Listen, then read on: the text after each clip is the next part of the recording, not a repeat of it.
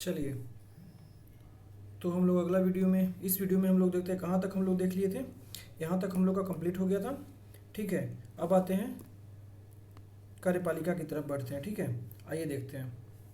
पहला क्वेश्चन है, कौन से देश ने अध्यक्षात्मक व्यवस्था को अपनाया है? बताइए, कौन सा देश ने अध्यक्षात्मक व्यवस्था को अपनाया है? कनाडा में क्या है? संघीय व्यवस्था है। रसिया में भी कनाडा में क्या है? संसदीय व्यवस्था है। रसिया में क्या है?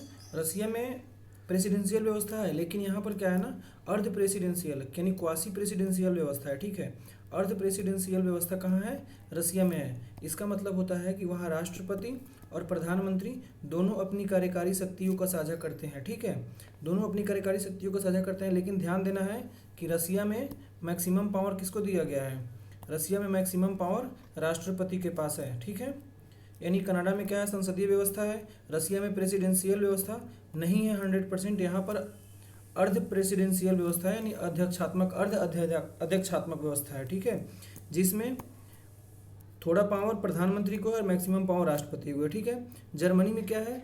जर्मनी में क्या है? जर्मनी में यहाँ पर भी राष्ट्रपति प्रणाली नहीं है। यहाँ पर अध्यक्षात्मक व्यवस्था नहीं है। यहाँ पर संसदीय गणतंत्र है। यहाँ पर क्या है? संसदीय गणतंत्र है। क्या है जर्मनी में? संसदीय गणतंत्र है। और यहाँ पर संसदीय गणतंत्र है। ठीक है, जिसका मुखिया कौन होता है? राष्ट्रपति होता है। ठीक है, जो सिर्फ औपचारिक तरीके से होता है। और यहाँ का चांसलर जो होता है, जो हमारे यहाँ प्रधानमंत्री होता है, वो जर्मनी का चांसलर होता है। ठीक है, ठीक है, तो इसका मतलब हो गया। एक ऑप्शन बचा हमारे पास, अमेरिका में अध्यक्षात्मक व्यवस्था है, जहां पर कार्यपालिका और विधायिका बिल्कुल अलग होकर काम करते हैं। ठीक है, कैसे काम करते हैं? बिल्कुल अलग होकर काम करते हैं। दोनों की शक्तियों में कोई एक दूसरे में इंटरफेयर नहीं कर सकता है। ओके, चलिए आइए देखते हैं अगला। अगले क्वेश्चन में क्या करना है? मिलान करना है। सूची 1 में दिया गया है व्यवस्था, विभिन्न प्रकार के सरकार की व्यवस्था है और वो किस देश में है उसको दिया गया है, उसमें मिलान करना है। चलिए बताना है, अध्यक्षात्मक व्यवस्था कहाँ है? अब समझ गए अध्यक्षात्मक व्यवस्था का मतलब क्या होता है। सबसे पहले अध्यक्षात्मक व्यवस्था कहाँ का मतलब होता है कि राष्ट्रपति के पास संपूर्ण शक्ति। अर्ध अध्यक्षात्मक व्यवस्था का मतलब होता है कि राष्ट्रपति और प्रधानमंत्री शक्तियों का साझा करते हैं। ठीक है, और इसका मतलब फिर हो गया जहाँ इसमें प्रधानमंत्री अध्यक्षात्मक ही है, लेकिन प्रधानमंत्री के पास थोड़ा कम शक्ति होता है, राष्ट्रपति के पास ज़्यादा शक्ति होती है। संसदीय व्यवस्था, संसदीय व्यवस्था में क्या होता है? संसदीय व्यवस्था जो हमारे पास है भारत में है, संसदीय लोकतंत्र और संवैधानिक राजतंत्र।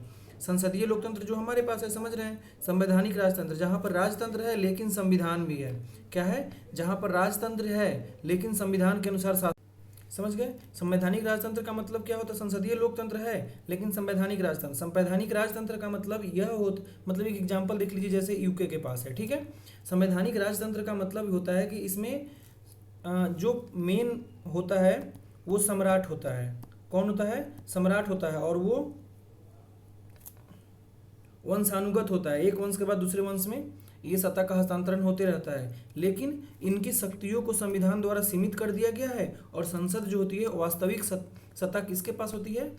पार्लियामेंट के पास। वास्तविक सत्ता किसके पास होता है? संवैधानिक राजतंत्र में पार्लियामेंट के पास होता है। संवैधानिक राजतंत्र का मतलब समझ लीजिए, इसमें एक राजा या रानी राज्य का प्रमुख होता है। ध्यान रखना है, राजा या रानी राज्य का प्रमुख होता है, लेकिन उसकी शक्तियों को संविधान द्वारा जब सीमित कर दिया जाता है तो उसको संवैधानिक राजतंत्र कहते हैं। ठीक है, जैसे एग्जाम्पल में यूनाइटेड किंगडम। ठीक है, जिसमें वास्तविक सत्ता तो प्रधानमंत्री यानी संसद के पास होती है, लेकिन राजा या रानी को प्रमुख माना जाता है। ठीक है, आप समझे? आगे देखिए। अब चलिए इसको मिलान कर लेते हैं। अध्यक्षात्मक व्यवस्था किसके पास है? अमेरिका के पास है। तो 1 का 3। अर्ध अध्यक्षात्मक व्यवस्था अभी हम लोग देखे कहाँ है? कहाँ है अर्ध अध्यक्षात्मक व्यवस्था? चलिए बताइए, अर्ध अध्यक्षात्मक व्यवस्था कहाँ है? रसिया के पास है और फ्रांस के पास है। किसके पास है? रसिया के पास है और उसके बाद देखिए, फिर संसदीय व्यवस्था कहाँ है? संसदीय व्यवस्था अभी हम लोग देखें कहाँ है? कनाडा है। तो 3, बी का एक हो गया, 2 का, सी का क्या हो गया? 4 हो गया। और संसदीय लोकतंत्र और संवैधानिक राजतंत्र कहाँ है? ब्रिटेन में है। 3, 1, 4, 2। अब ये जहाँ होगा वहाँ पर इसका 3, 1, 4, 2। ठीक है, अब देखिए इसका एक्सप्लेनेशन। अमेरिका में अध्यक्षात्मक व्यवस्था है, कार्यपालिका की शक्ति राष्ट्रपति के पास होता है। ब्रिटेन में संसदीय लोकतंत्र, संवैधानिक राजतंत्र है। समझ गए? अभी हम लोग देखे हैं, महारानी एलिजाबेथ द्वितीय राज्य की प्रधान थी, बट ये मर गए। अब उसके कौन पोता या बेटा जो भी हैं वो यहाँ प्रधानमंत्री सरकार का प्रधान होते हैं। ये नहीं है अभी, ये तो खत्म हो गई। फ्रांस में राष्ट्रपति और प्रधानमंत्री अर्धअध्यक्षात्मक व्यवस्था के हिस्से हैं। राष्ट्रपति प्रधानमंत्री अन्य मंत्रियों की नियुक्ति करता है। राष्ट्रपति प्रधानमंत्री और अन्य मंत्रियों की नियुक्ति करता है, हमारे जैसे जहाँ इंडिया में होता है, लेकिन उन्हें पद से नहीं हटा सकता है। ध्यान रखना है, हमारे यहाँ पद से हटा सकता है कौन? राष्ट्रपति। ठीक है, लेकिन फ्रांस में और रसिया में नहीं। क्यों? क्योंकि वे संसद के प्रति उत्तरदायी होते हैं। ठीक है। जापान में संसदीय व्यवस्था है, राजा देश का और प्रधानमंत्री सरकार का प्रधान होता है। ठीक है, जापान में क्या है? संसदीय व्यवस्था है। ओके। इटली में एक संसदीय व्यवस्था है जिसमें राष्ट्रपति देश का और प्रधानमंत्री सरकार का प्रधान होता है। इटली में भी वही बात हो गया। ठीक है। जर्मनी भी अर्ध अध्यक्षात्मक व्यवस्था वाला है जिसमें राष्ट्रपति देश का नाम मात्र और चांसलर सरकार का प्रधान होता है। अभी तो हम लोग देखे ही थे वहाँ पे अर्ध अध्यक्षात्मक व्यवस्था कह लीजिए, या फिर उसके बाद संसदीय गणतंत्र भी उसको बोल दिए। ठीक है। चलिए, उपर्युक्त में से कौन सा अर्ध अध्यक्षात्मक व्यवस्था? अभी हम लोग डिटेल में समझे थे। अर्ध अध्यक्षात्मक व्यवस्था का मतलब होता है कि राष्ट्रपति भी होगा, प्रधानमंत्री होगा, दोनों शक्तियों का साझा करेगा। राष्ट्रपति के पास कम शक्ति है, प्रधानमंत्री के पास ज़्यादा शक्ति है। देखिए, इसके बारे में बताना है। क्या है? राष्ट्रपति देश का प्रमुख होता है, सही बात है। प्रधानमंत्री सरकार का प्रमुख होता है, यह भी बात सही है। राष्ट्रपति और प्रधानमंत्री का चुनाव अप्रत्यक्ष मतदान से होता है, यह बिल्कुल गलत है। दोनों का चुनाव प्रत्यक्ष मतदान से होता है। ध्यान रखना है, दोनों का चुनाव प्रत्यक्ष मतदान से होता है। प्रधानमंत्री और उसका मंत्रिपरिषद विधायिका के प्रति जवाबदेही दोनों का होता है। ठीक है। चलिए, अब उसके बाद एक कथन दिया हुआ है और उसका कारण भी दिया हुआ है, और बताना है, क्या बताना है? सही है कौन, गलत है कौन, एक दूसरे का व्याख्या कर रहा है। ठीक है। देखिए, कार्यपालिका विधायिका के प्रति उत्तरदायी होती है तथा उससे नियंत्रित होती है। कार्यपालिका विधायिका के प्रति उत्तरदायी है। ठीक है। अब देखिए, कार्यपालिका विधायिका के प्रति, यानी कुछ भी नियम कानून बनेगा तो उसको विधायिका में मतदान से पास करवाना पड़ेगा ना, यानी विधायिका के प्रति उत्तरदायी हो गया। दूसरा, संविधान, तो यानी ये सही है। संविधान में संसदीय कार्यपालिका की व्यवस्था को स्वीकार किया गया है। ठीक, एकदम सही है। संसदीय कार्यपालिका की व्यवस्था हमारे भारत में संविधान में स्वीकार किया गया है। और ये जो ऊपर वाला है, यही संसदीय कार्यपालिका की, तो कार्यपालिका की व्यवस्था जो है संसदीय व्यवस्था का, तो एक क्या है? ये फीचर है, बहुत सारे फीचर्स में से एक है। तो इसलिए रीजन जो है स्टेटमेंट का क्या कर रहा है? व्याख्या कर रहा है। इसलिए पहला और दूसरा दोनों कथन सही है, और आर ए का व्याख्या कर रहा है। देखो, तो ए नंबर हो जाएगा। ठीक है। आगे देखो, राष्ट्रपति के संबंध में बताना है। अप्रत्यक्ष चुनाव में निर्वाचित विधायक और संसद भाग लेते हैं। कौन सा कथन सही है? अप्रत्यक्ष चुनाव होता है, ये भी बात सही है। निर्वाचित विधायक और सांसद ही भाग लेते हैं राष्ट्रपति के चुनाव में, ये भी बात सही है। लेकिन ध्यान रखना है, राष्ट्रपति के चुनाव में सिर्फ निर्वाचित लोग ही भाग लेंगे, लेकिन वहीं जब इनके ऊपर महाभियोग लाया जाएगा तो निर्वाचित हो या फिर नॉमिनेटेड हो, ये दोनों भाग लेंगे। ठीक है, निर्वाचित हो या नॉमिनेटेड हो, ये दोनों भाग लेंगे। वहीं जब उपराष्ट्रपति की बात आएगी तो उनके चुनाव में सारे लोग भाग लेते हैं। ठीक है, कौन से? लोकसभा और राज्यसभा के सारे सदस्य भाग लेते हैं उपराष्ट्रपति के चुनाव में, लेकिन राष्ट्रपति के चुनाव में सिर्फ निर्वाचित लोग भाग लेते हैं। ओके। महाभियोग की प्रक्रिया में, आगे देखो, महाभियोग की प्रक्रिया में भी विधायक और सांसद भाग लेते हैं? बिल्कुल भी नहीं। विधायक क्यों भाग लेंगे महाभियोग की प्रक्रिया में? अभी तो हम लोग देखें, महाभियोग की प्रक्रिया में संसद के दोनों सदन का जो सदस्य होता है वही सिर्फ भाग लेता है। समझ गए? देखिए, राष्ट्रपति के पद के लिए सीधे जनता निर्वाचित नहीं करती, यानी अप्रत्यक्ष हो गया। ठीक है, इसका अर्थ है कि राष्ट्रपति का निर्वाचन आम नागरिक नहीं करेगा। ओके। निर्वाचित विधायक और सांसद करेंगे। निर्वाचन समानुपातिक प्रतिनिधित्व प्रणाली से एकल संक्रमणीय पद्धति द्वारा होगा, जो हम लोग कल देखे थे। एकल संक्रमणीय पद्धति होता है, मान लो 3 व्यक्ति खड़ा हुआ वोट में, वोटिंग करने के लिए, मतलब उम्मीदवार है, और किसी एक को भी बहुमत नहीं मिलता है, सबको अपनी वरीयता देते हैं लोग। अगर किसी एक को भी वरीयता नहीं मिलता है तो क्या करेंगे? लास्ट वाले को कैंसिल कर दिया जाता है और इसके वोट को वरीयता क्रम को ए और बी में बांट दिया जाता है। इसको अगर पहला वरीयता मिला रहेगा तो इसकी वोट इसमें चली जाएगी, दूसरा वरीयता मिला रहेगा तो इसकी वोट इसमें चली जाएगी। ठीक है, और इस प्रकार से यह प्रक्रिया तब तक चलेगी जब तक कि किसी को बहुमत ना मिल जाए, तो ये एकल संक्रमणीय पद्धति होता है। ठीक है, सॉरी क्या हुआ? ओके, देखिए, तो इस प्रकार से एकल संक्रमणीय पद्धति वाली बात हो गई। ठीक है, अब हम लोग देखेंगे राष्ट्रपति के महाभियोग की प्रक्रिया में संसद, यानी संसद के दोनों सदन के सभी सदस्य सभी सदस्य, यहाँ ध्यान रखना है, एग्जाम में पूछ देगा कि केवल निर्वाचित सदस्य भाग लेते हैं, ऐसा नहीं है। नॉमिनेटेड भी भाग लेता है। महाभियोग में, इम्पीचमेंट में कौन भाग लेता है? सभी लेता है। लेकिन वहीं जब इलेक्शन होगा तो केवल दोनों सदन का निर्वाचित सदस्य प्लस विधानसभा का निर्वाचित सदस्य प्लस दिल्ली और पुदुचेरी का निर्वाचित सदस्य भाग लेता है। ठीक है, चलिए, संविधान के किस अनुच्छेद में राष्ट्रपति को मंत्रिपरिषद की सलाह पर कार्य करने की बात कही गई है? तो ये 74 में कहा गया है। ठीक है, इस किसमें कहा गया है? ये आर्टिकल 74 में कहा गया है। अब देखिए आर्टिकल 72 क्या होता है? इसमें राष्ट्रपति के क्षमादान की शक्ति कही गई है। और क्षमादान की शक्ति राष्ट्रपति की क्या क्या होती है? सजा को कम करना, सजा को रोकना, सजा को बदल देना, जिसको हम लोग परिहार कहते हैं, क्षमा कहते हैं, उसके बाद विलंब कहते हैं, परविलंबन कहते हैं, जो वो सारी बातें हैं ये इसमें पढ़ना है। ठीक है, आर्टिकल 72 में पढ़ना है। यानी हम लोग क्या देख लिया? आर्टिकल 72 समझ गए। पांचों प्रकार की क्षमादान की शक्ति आगे देख लेंगे, आगे आ जाएगा।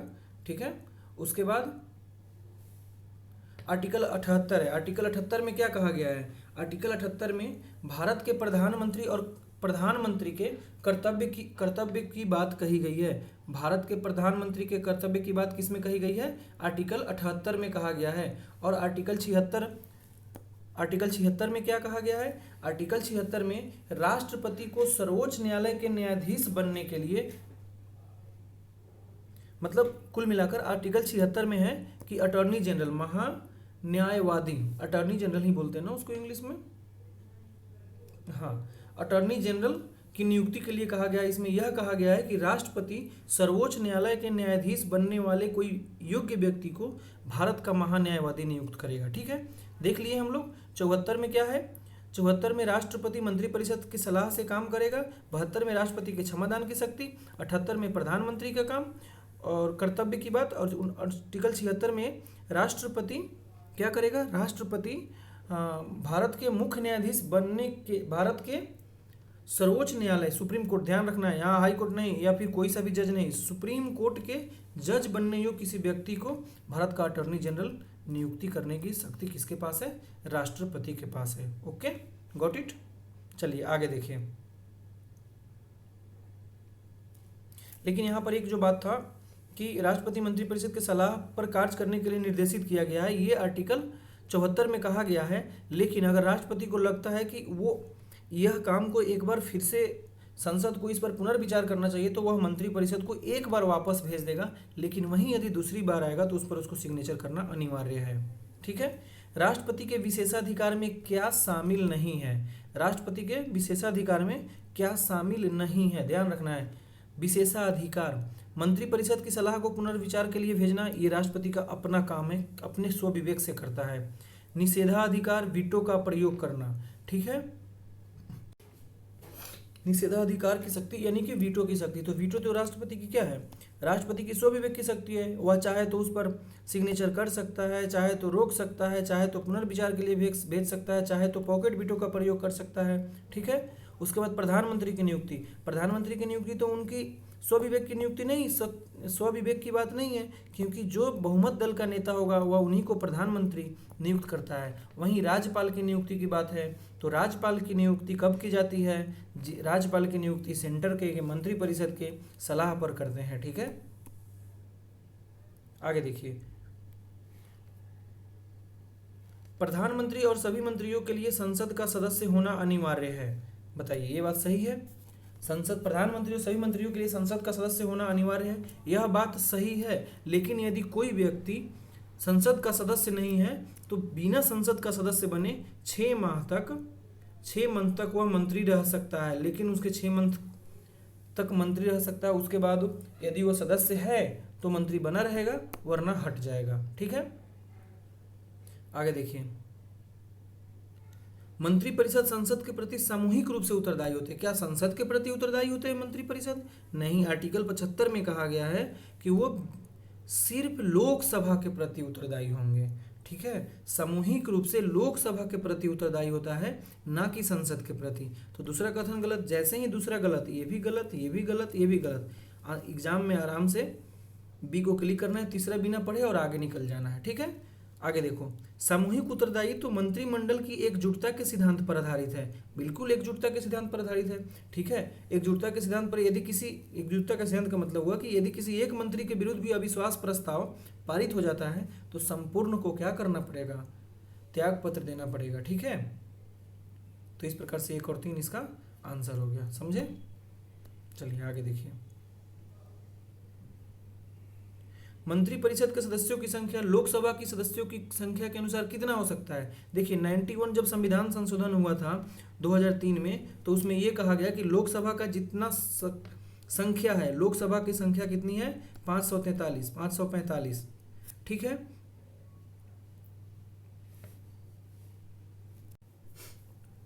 लोकसभा मेंबर 545 या 550 ना, यानी टोटल 552, जिसमें 2 नॉमिनेटेड अब खत्म कर दिया गया। 550 की वोटिंग होती है, तो 500 जिसमें से 530 चुने जाते हैं और 20 नॉमिनेट किए जाते हैं। ठीक है, हाँ ठीक 20 नॉमिनेट किए जाते हैं। ओके, इधर देखिए 2003 में जब 91वां संविधान संशोधन हुआ था तो उसमें बोला गया कि लोकसभा के टोटल सदस्यों की 15% से ज़्यादा, लोकसभा के टोटल सदस्यों के 15% के ज़्यादा आप मंत्री नहीं बना सकते हैं। ठीक है, यहाँ ध्यान देने वाली बात क्या है कि ये लोकसभा की बात है। ध्यान देने वाली बात क्या है यहाँ पर, यह लोकसभा की बात है। ओके, यही अगर रहता कि एग्जाम में गिरा देगा स्टेटमेंट में टोटल संसद सदस्य की बात, तो संसद सदस्य में तो राज्यसभा भी आता है, लेकिन ध्यान देना यहाँ पर केवल लोकसभा के संख्या की बात कही गई है, यानी कि 550 का 15%। ठीक है, वहीं देखिए यदि रहेगा कि विपक्ष के नेता की बात पूछेगा, विपक्ष के नेता की बात पूछेगा, ठीक है, तो विपक्ष के नेता के लिए क्या हो जाएगा कि उसका लोकसभा का जो सदस्य है उसका 10% आपको सदस्य चुनकर आना चाहिए, यानी कि मिनिमम कितना, 55। ओके, चलिए कंप्लीट हुआ। आगे देखो, प्रधानमंत्री के संबंध में निम्नलिखित कथन पर विचार करना है। राष्ट्रपति और लोकसभा के बीच सेतु का काम करता है प्रधानमंत्री, एकदम सही है। प्रधानमंत्री की मृत्यु या त्यागपत्र से मंत्रिपरिषद भंग हो जाती है। मृत्यु या त्यागपत्र से मंत्रिपरिषद भंग हो जाती है, ये बात पूछ रहा है, कौन सा कथन असत्य है। एक मिनट,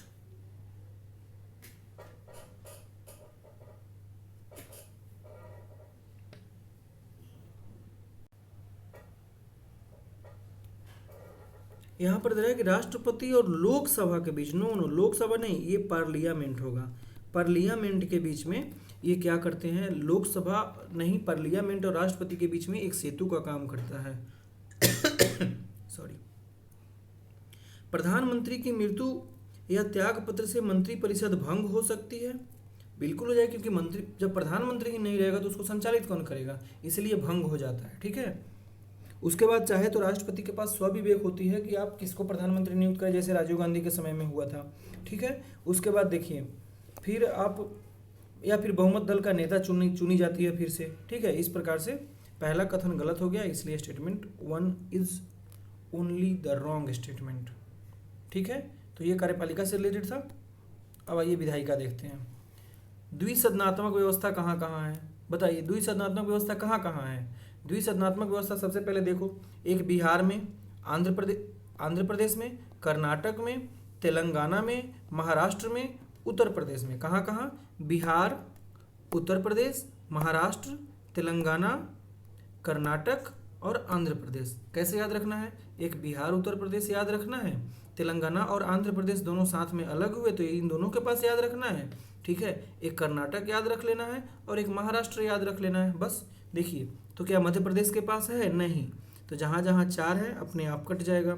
1 2 3 यहाँ भी है, 1 3 5 यहाँ भी है। अब देखिए दोनों में 1 3 कॉमन है, तो 1 3 तो अपने आप सही हो जाएगा। इस तरह भी दिमाग में लगाना है एग्जाम में, 1 3 तो अपने आप सही हो जाना है, 1 2 और 5 देख लेना है। अब देखिए 5 नंबर देखते हैं, हिमाचल प्रदेश। क्या हिमाचल प्रदेश में है, नहीं है, केवल बिहार, उत्तर प्रदेश, तेलंगाना, आंध्र प्रदेश, कर्नाटक और महाराष्ट्र। ठीक है, इसलिए हिमाचल प्रदेश नहीं होगा, 5 कट गया, तो अपने आप हो जाएगा 1 2 और 3। इस प्रकार से हम लोगों को सोल्व करना है वहाँ पर एग्जाम में टाइम बचाने के लिए, क्योंकि 71वीं बीपीएससी में तो हार्ड क्वेश्चन आएगा ही आएगा।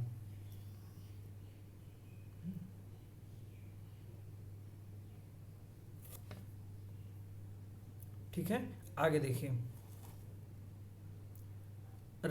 इसमें बताना है कौन सा कथन गलत है। ठीक है, राज्यसभा का निर्वाचन प्रत्यक्ष विधि से होता है? नहीं, हम लोगों ने कल देखा था अप्रत्यक्ष तरीके से राज्यसभा का सदस्य चुने जाते हैं, जिसमें विधानसभा सदस्य भाग लेते हैं, निर्वाचित सदस्य। ठीक है, इसलिए कथन गलत हो गया। अमेरिका के समान राज्यों को राज्यसभा में समान प्रतिनिधित्व दिया गया है। यहाँ कहा गया है कि अमेरिका में जो राज्य है 50 राज्य, सबको 2-2 राज्यसभा सदस्य दिया गया है। क्या इंडिया में भी वैसे ही है? नहीं, इंडिया में जनसंख्या के आधार पर दिया गया है। कैसे दिया गया है? जनसंख्या के आधार पर दिया गया है, इसलिए दूसरा कथन भी गलत हो गया। तो कौन कौन गलत हो गया? पहला और दूसरा दोनों। लोकसभा चुनाव के बारे में बताना है कौन सा कथन गलत है। सदस्य 5 साल के लिए चुने जाते हैं, सही बात है। चुनाव के लिए राज्य को समान जनसंख्या वाले निर्वाचन क्षेत्र में बांटा जाता है, ये भी बात सही है। प्रधानमंत्री राष्ट्रपति को लोकसभा भंग करने की सलाह दे सकता है, ये भी बात सही है। समानुपातिक प्रतिनिधित्व प्रणाली से चुनाव होता है? बिल्कुल भी नहीं। यहाँ पर होता है first past the post system, यानी कि जिसको ज़्यादा वोट मिल गया वहीं जीत गया। ठीक है, ये लोकसभा का बात हो गया, समझ गए? तो आसान था। आगे देखिए, संसद, यहाँ पर बताना है संसद के कार्य क्या है। संसद कानूनों को केवल स्वीकृति देने का कार्य करता है। संसद कानूनों को केवल स्वीकृति देने का कार्य करता है। गलती और सही क्या है वो कहाँ जाएगा? बात कोर्ट में जाएगा। ठीक है, उस पर चर्चा होती है संसद में, बस यही सब काम है। पहला सही। दूसरा देखो, कार्यपालिका के उत्तरदायित्व क्षेत्र को सीमित रखने एवं जनता के प्रति उसके अधिकार सुनिश्चित करना, क्या ये संसद करता है? कार्यपालिका के उत्तरदायित्व को सीमित रखने के काम क्या ये संसद करता है? कार्यपालिका के उत्तरदायित्व क्षेत्र को सीमित रखना ये तो संसद का काम है। एवं जनता के प्रति उसके अधिकार नहीं भाई। अब देखो, जिसको हम चुन कर भेज रहे हैं, मान लो आपका जो कोई विधायक है, उसका आपके प्रति अधिकार है कि उत्तरदायित्व है? आप बताइए। अधिकार का मतलब हो गया कि आपके विरुद्ध उनको काम करेगा, आप नहीं बोलोगे? बिल्कुल भी नहीं, ऐसा कर ही नहीं सकते हम। वो तो उत्तरदायित्व होता है ना कि हम आपको जिता कर भेजे हुए हैं, आप हमारी सारी कामों को कीजिए। तो अधिकार नहीं, उत्तरदायित्व। ऐसे ही छोटी छोटी बातें एग्जाम में देखना है।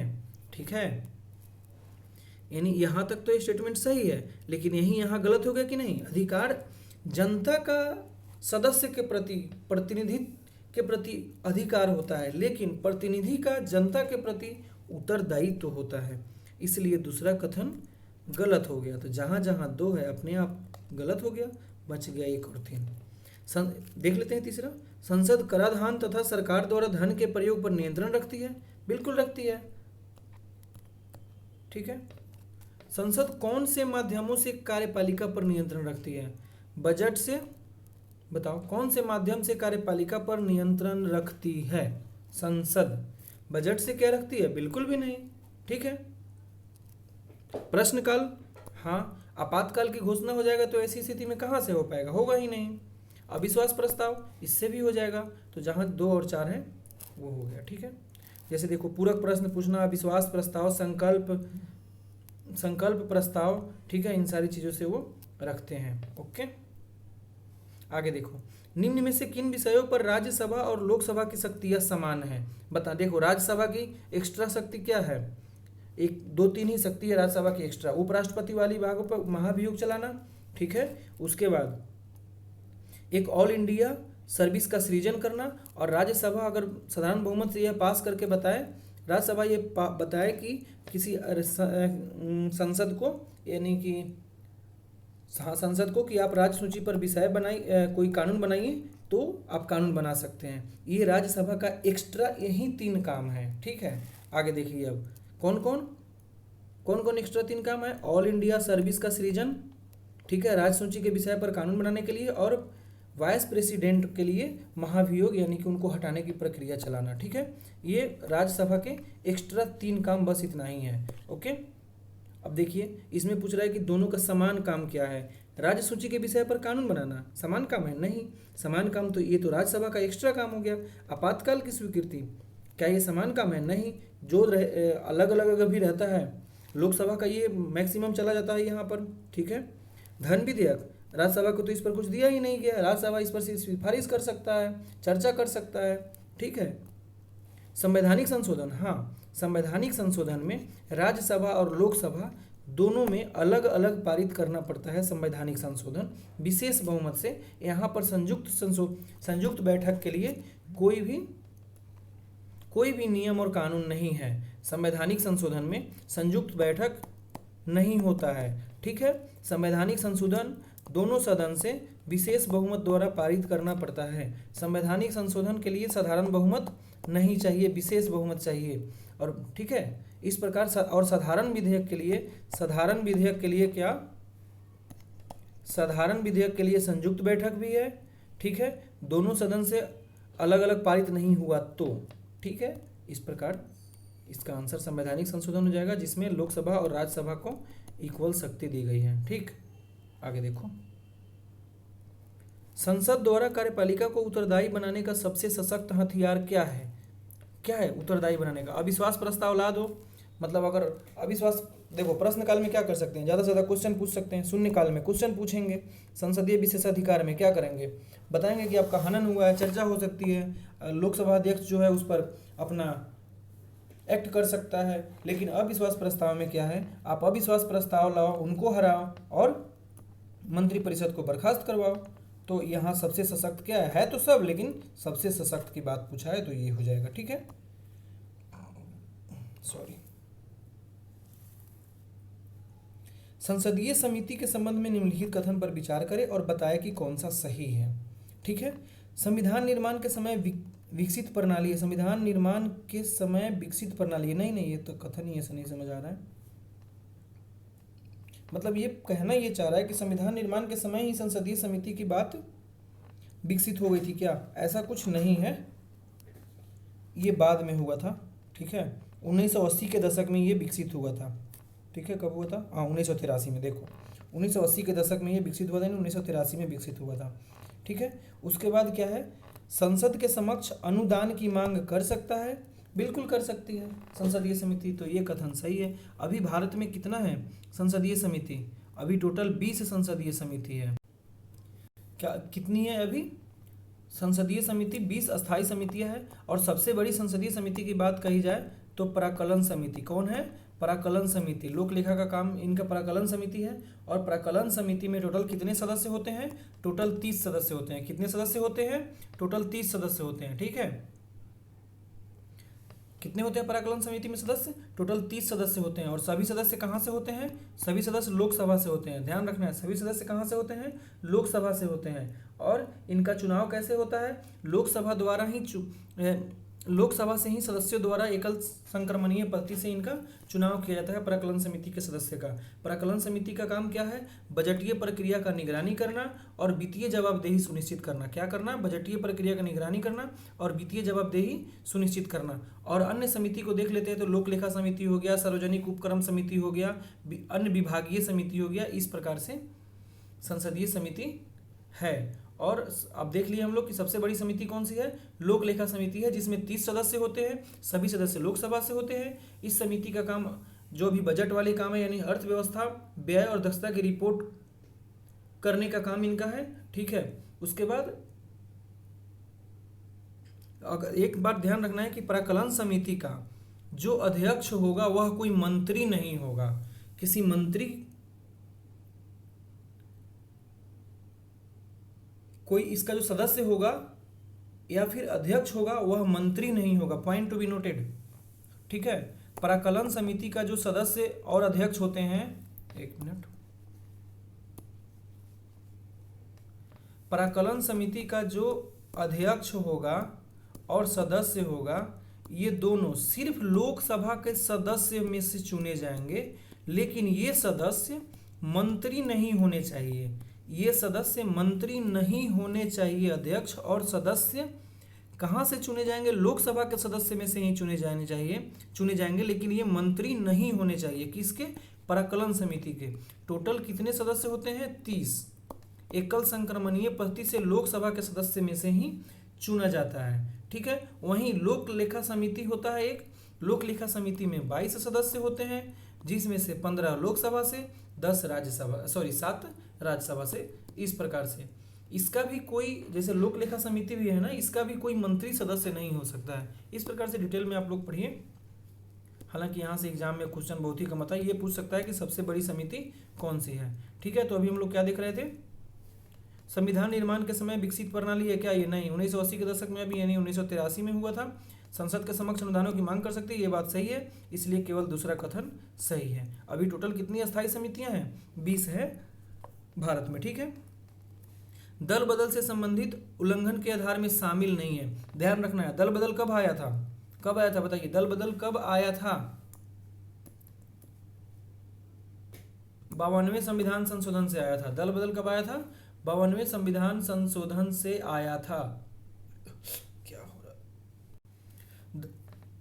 सॉरी, दल बदल कब आया था, 52वें संविधान संशोधन से आया था। और ये 52वें संविधान संशोधन कब हुआ था, 1985 में हुआ था। कब हुआ था, 1985 में हुआ था, जिसका काम क्या था, राजनीतिक स्थिरता को लाना, जनादेश का सम्मान करना। ठीक है, इस प्रकार से चलिए देखिए, ये था दल बदल, ध्यान रखना है। 52वें संविधान संशोधन 1985 में। ठीक है, इसका पूछ रहा है कि इसके कौन कौन से आधार शामिल नहीं है। देखिए, संसदीय विशेषाधिकार का हनन, आप संसदीय विशेषाधिकार का हनन करने पर दल बदल थोड़ी ना लागू हो जाएगा। दल बदल कब लागू होता है, आप हैं मतलब मान लो बीजेपी की पार्टी से और वोट दे रहे हो कांग्रेस की तरफ से।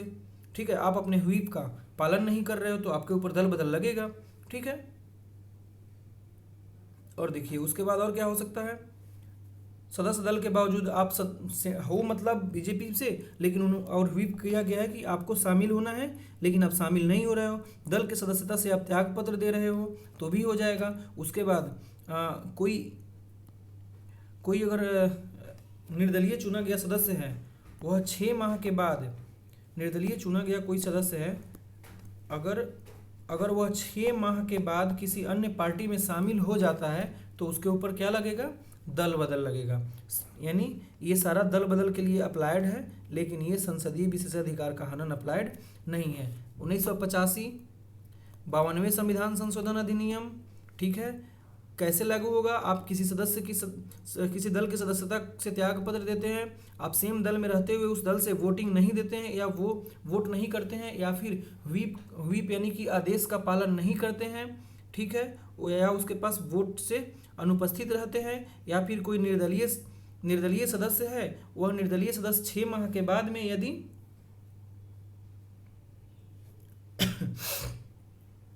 6 माह के बाद में यदि किसी दूसरे पार्टी में शामिल हो जाता है, ठीक है, तो उसको दल बदल उसके ऊपर लागू हो जाएगा। ठीक है, इसके साथ में इसका और देख ले क्या थोड़ा सा,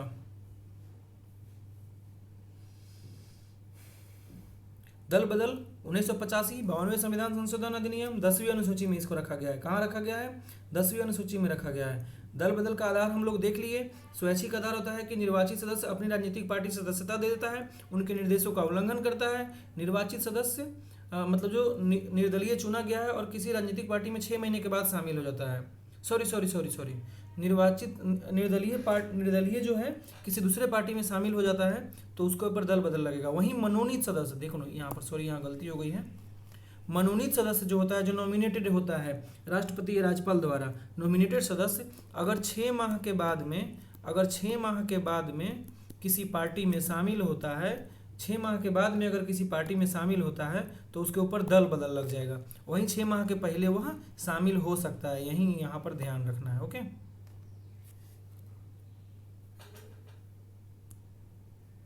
आगे देखिए, तो ये हो गया मतलब ए नंबर। आगे देखो, 92 संविधान संशोधन से दल बदल कानून लाया गया। अभी हम लोग देखिए किससे, 52 से। 1 नंबर गलत, जैसे ही एक गलत, ये भी गलत, ये भी गलत, ये ऑल है, ये भी गलत, तो अपने आप हो जाएगा 2 और 3, पढ़ने की जरूरत नहीं है। सॉरी, यहाँ पूछ क्या रहा है, असत्य कथन के बारे में पूछा है। ठीक है, तो हम लोग को असत्य देखना है। पहला गलत है पहला गलत। अब दूसरा देखिए, सदन का अध्यक्ष दल बदल संबंधी विवाद पर अंतिम निर्णय लेता है, बिल्कुल सही बात है, लेकिन उसके बाद में भी राज्यपाल विधानसभा के केस में ये होता है। ठीक है, अंतिम निर्णय कौन लेगा, सदन का अध्यक्ष लेगा या सभापति। ठीक है, उसके बाद अध्यक्ष के निर्णय की न्यायिक समीक्षा नहीं की जा सकती है, बिल्कुल गलत बात है, न्यायिक समीक्षा की जा सकती है। ओके, देख लिए हम लोग इस बारे में। ठीक है, तो ये हो गया। आगे देखो, आगे न्यायपालिका है, नेक्स्ट वीडियो में देखते हैं न्यायपालिका के बारे में, ठीक है। और एक और वीडियो, रोज़ रोज़ 2-3 वीडियो अपलोड होते रहेगा, आप लोग अपनी सुविधा के अनुसार देखना, ठीक है। रोज़ रोज़ की 2-3 वीडियो अपलोड होंगे, आप लोग अपनी सुविधा के अनुसार देखते रहना। चलो, थैंक यू।